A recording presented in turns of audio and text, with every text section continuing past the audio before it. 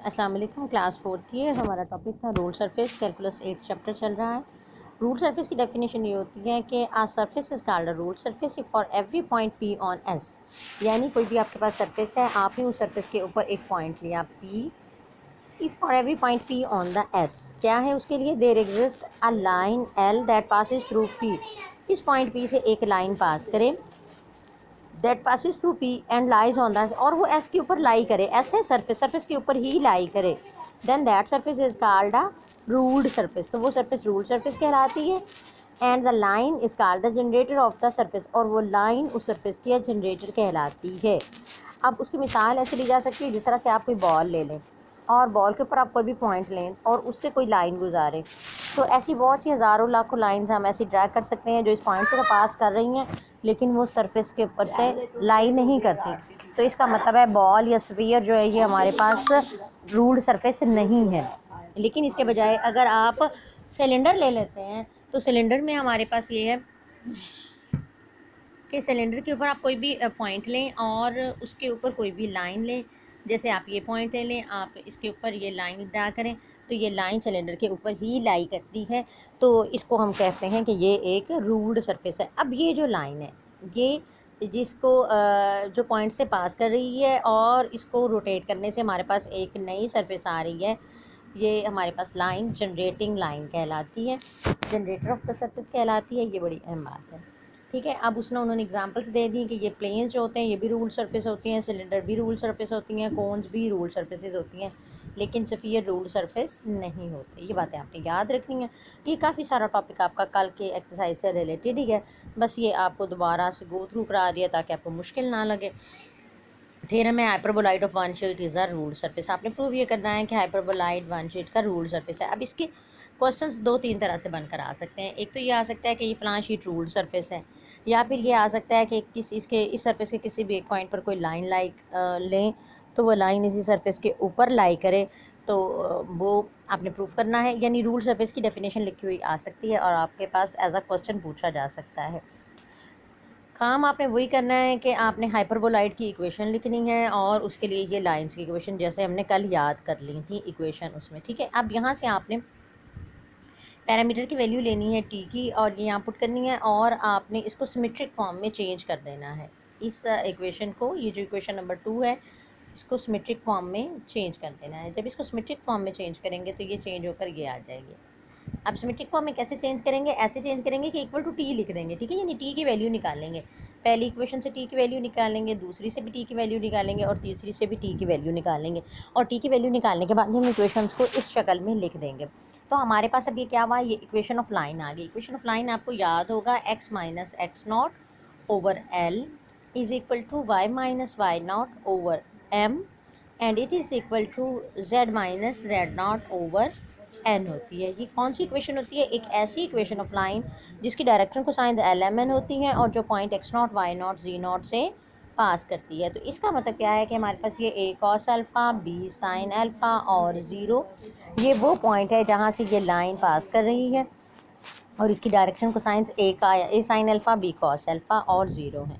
तो यहाँ से हमारे पास ये पॉइंट आ गया, ठीक है। ये पॉइंट हम ले लेंगे, हम कहेंगे कि हमारे पास ये पॉइंट एक ऐसा पॉइंट है जो हमारे पास इस सरफेस पे लाई करता है। अब हमें कंफर्म भी तो नहीं है ना कि ये वाकई इस सरफेस पे लाई करता है, तो पहले हम कंफर्मेशन करेंगे कि आया ये जो पॉइंट हमने लाइन के ऊपर लिया है ये सरफेस के ऊपर लाई करता है या नहीं करता। तो ये सरफेस के ऊपर तब लाई करेगा जब ये सरफेस की इक्वेशन को सेटिस्फाई करेगा। तो सरफेस की इक्वेशन में आप एक्स वाई जेड की ये वैल्यू, ये जो पॉइंट निकला है ये वाली वैल्यू, ठीक है, ये ज़ीरो वाली, ये पुट आउट कर देंगे। अगर इक्वेशन सेटिस्फाई हो जाती है तो इसका मतलब है ये हाइपरबोलाइड पर लाई करता है। तो अब हमारे पास, हमने हाइपरबोलाइड सरफेस के ऊपर एक पॉइंट हासिल कर लिया। अब हमने देखना है कि ये रूल सरफेस है या नहीं। तो रूल सरफेस तब होगी जब इस पॉइंट से गुजरने वाली एक लाइन इंटायरली इसी सरफेस के ऊपर लाई करेगी। तो हमने क्या किया, इधर इससे एलिमिनेट किया आपने, we have to prove that the line two lies on the hyperboloid. अब इससे हमने एक लाइन निकालनी है जो इस पॉइंट से पास करती होगी X naught Y naught Z naught से, और प्रूव ये करेंगे कि वो हाइपरबोलाइड पे लाई करती है। तो हाइपरबोलाइड पे कब लाई करेगी, जब ये उसको सेटिस्फाई करेगी। यानी अभी वही काम हम बैक करने जा रहे हैं। पहले हमने सिमेट्रिक फॉर्म में चेंज किया और पॉइंट हासिल किया और पॉइंट को सरफेस में पुट किया। अब हम इसी के बैक जाएंगे। अब हम क्या करेंगे, कि यहाँ से लाइन हासिल करेंगे टी को एलिमिनेट करके और फिर उसको इसमें पुट आउट करेंगे। तो यहाँ से देखें आपने एक नई इक्वेशन हासिल की, eliminating T from the equation of the line we gate.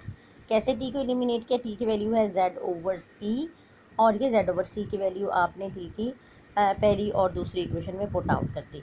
यहाँ से आपने पहली इक्वेशन को a से डिवाइड कर दिया, दूसरी इक्वेशन को b से डिवाइड कर दिया, तो x/a और y/b की वैल्यू आ गई। ये वैल्यू आपने स्केयर इनका सम लेके देखा तो x² + y² + b² = z² आ जाएगा। इसको माइनस करेंगे तो =1 आ जाएगा। ये आपने यहाँ पे इसके सारे को सॉल्व करके दिखाया हुआ और ये हमारे पास ये प्रूव हो गया कि ये जो लाइन आई है ये हाइपरबोलाइड को सेटिस्फाई कर रही है।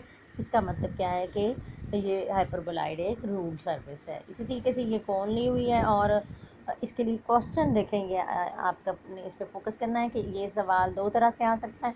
एक तरफ से तो ये कि कौन इज़ अ रूल्ड सरफेस, दूसरा क्या आ सकता है, if a point P other than the origin, origin के अलावा वाला आपने पॉइंट लेना है, क्योंकि ओरिजिन पे देखिए ये ओरिजिन है ना, तो ओरिजिन के ऊपर आप लाइन लें तो हो सकता है वो सरफेस पे लाई ना करे। आपने अदर देन ओरिजिन लेना है। Lies on the surface of the cone then show that all the points of the straight line passing through the origin and P also lies on the surface। यानी आपने इस surface के ऊपर किसी भी point के ऊपर एक लाइन ली तो उस लाइन के ऊपर जितने भी बाकी पॉइंट्स होंगे वो सब के सब भी सरफेस के ऊपर ज़रूर लाई करेंगे।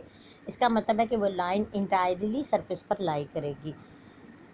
काम वही करेंगे कि हमने इक्वेशन हासिल कर ली और इसको यहाँ से हमने इसकी इक्वेशन ऑफ लाइन हासिल करनी है और इसको सिमेट्रिक फॉर्म में चेंज करना है। फिर हमने ये इक्वेशन हमारे पास ये हमने कह दिया कि फ़र्ज़ करें कि ये टी के बराबर है, क्योंकि ये ओरिजिन से पास करती है तो इसलिए हमने इसका पॉइंट 0 ले लिया था। ठीक है, फिर उसके बाद आपने ये पॉइंट इसमें पुट करके देखा तो ये पॉइंट इसको सेटिस्फाई करता है। तो फिर वही बैक काम किया कि आपने ये वाली वैल्यू टी की वैल्यू पहली दो इक्वेशंस में पुट आउट कर दी और फिर इसको इक्वेशन में पुट करके देखा। तो इसका मतलब है कि वाकई ये जो लाइन है ये इसका जनरेटर आ गया है और इसके तमाम पॉइंट्स इसको सेटिस्फाई करते हैं। इसी तरीके से hyperbolic paraboloid is a ruled surface. Hyperbolic paraboloid की इक्वेशन 2z के इक्वल होती है। ये कल एक्सरसाइज में भी डिस्कस किया था और इसकी इक्वेशन ये होती है। और फिर वही काम करेंगे कि इसको सिमेट्रिक फॉर्म में चेंज करेंगे और यहाँ से पॉइंट निकालेंगे। उस पॉइंट को x और y की जगह पे पुट करके देखेंगे कि ये पॉइंट इसको सेटिस्फाई कर जाएगा। फिर हम यहाँ से ये इधर से टी की वैल्यू निकालेंगे और इसको x और y में पुट आउट कर देंगे और बाकी काम इसी तरीके से करेंगे। और ये इसका लास्ट पोर्शन ये दिया हुआ है ये,